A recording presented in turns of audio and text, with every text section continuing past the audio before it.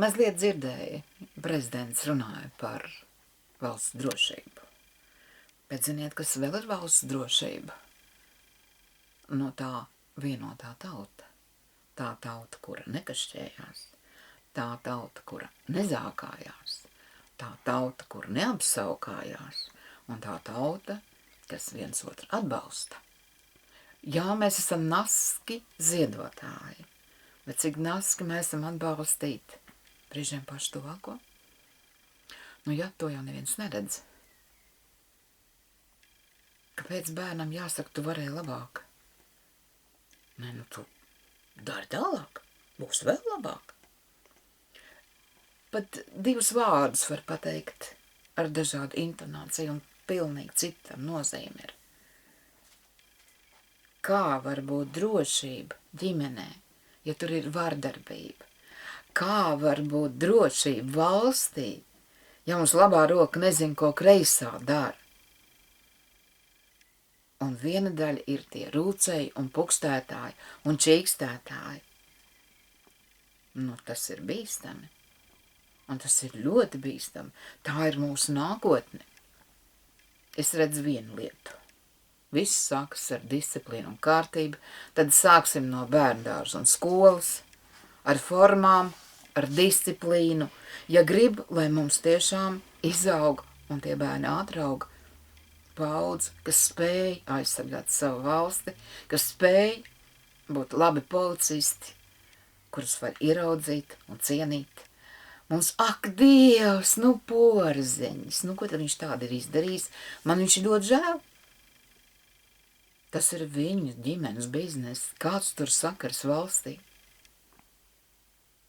Bet tas cilvēks vairāk slimo nekā spēlē. Man ir žēl. Mums būtu jālepojas ar veselu jauno paudzi, ar tiem puišiem, kas tagad labprātīgi grib iet armijā, bet viena daļa būs jābrāķē, jo veselība.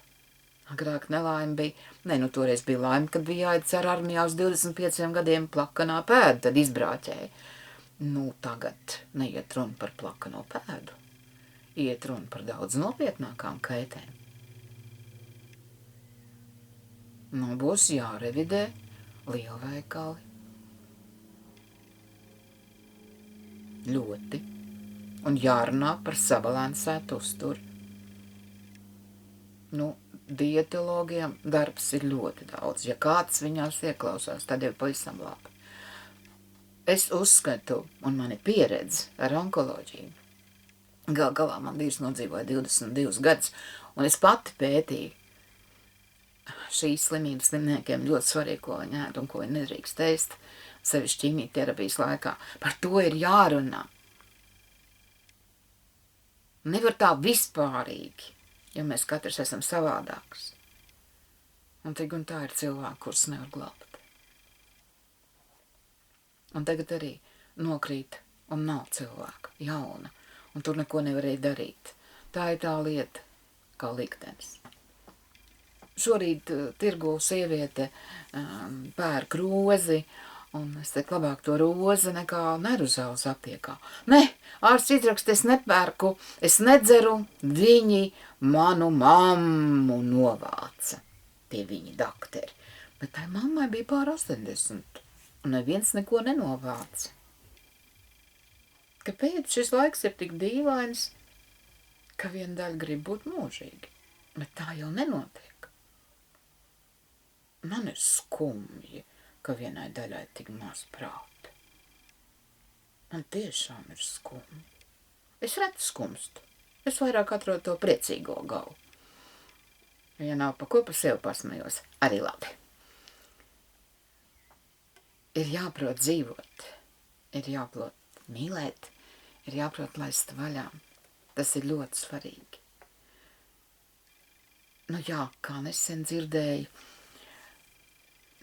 tās 50 gadnieces arī neprot sarēķināt, ka viņas ir pusmūža sievietes. Tos svārciņus tā kā vajadzētu garāks mazliet. Bet labāk ir teikt, tur darbā viena burās, un tāpēc man tas urīna pūslas iekaišas ir. vai kā visus buršanos var norakstīt un uz lāstiem. Muļķības tās viss ir. Vaininieks ir spogulī. To es varu 101 reizi atkārtot, un tā arī ir. Rūpēties par savu veselību. Temperatūras svārstības ir ļoti liels. Vakarā nevar staigāt ne jauns, ne vecs ar plikām kājām pa jūru, jo tur nāk šīs augstās traumas. Ir šī haosa enerģija, un ir ļoti grūti pateikt, kurā vietā mākonis nokritīs un kurā ne.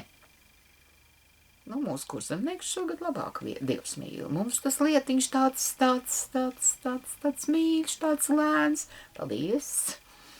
Nu, citiem laikam vajag pērienu.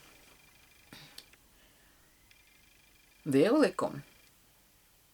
Kurzemīte, dievzemīte. Jā, es lepojos, ka esmu kurzemniece. Bet es lepojos, ka mēs esam latvieši. Un ne tā sliktākā tauta, jā, maza, bet mēs esam vareni labi uzlaboti.